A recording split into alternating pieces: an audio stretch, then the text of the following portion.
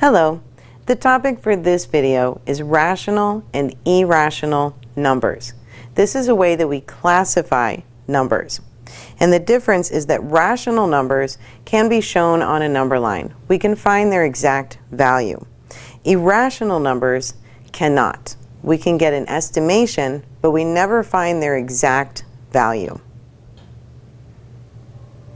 Rational numbers are most of the numbers that you will be dealing with.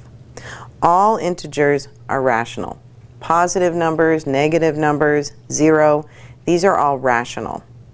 If you have a fraction that divides to a decimal that ends or repeats, or that divides to a whole number, these are rational. So 10 divided by 2 is 5. 1 divided by 2 is 0.5. 2 divided by 3 is 0.6 repeating. These are all rational. Your percents are rational. And most of the square roots you deal with are going to be rational.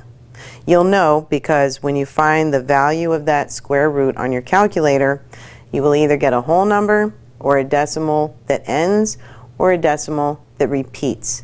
That's what you're going to look for so that you know you have a rational number.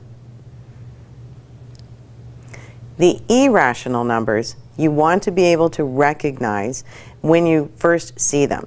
There are some common irrational numbers that you're going to run into over and over again. Pi. Anytime you see pi, this is an irrational number.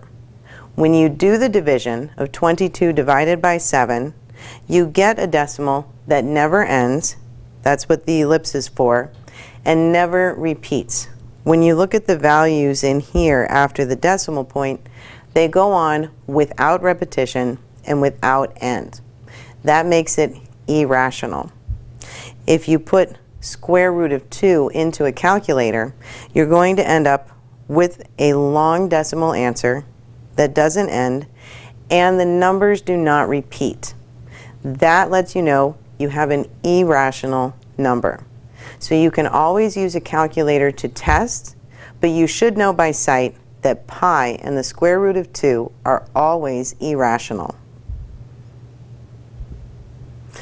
Using the calculator will help you know for sure if a number is rational or irrational. If you have a fraction, always input the top divided by the bottom. 1 divided by 3 gives you a decimal that repeats. So it is a rational number.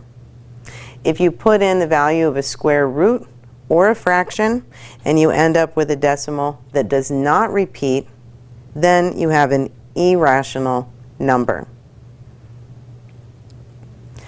Try these on your own. See if you can recognize right away whether or not each one is a rational or irrational number.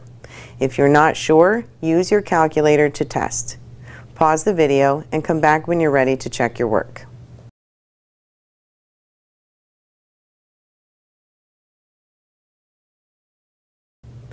Let's see how you did.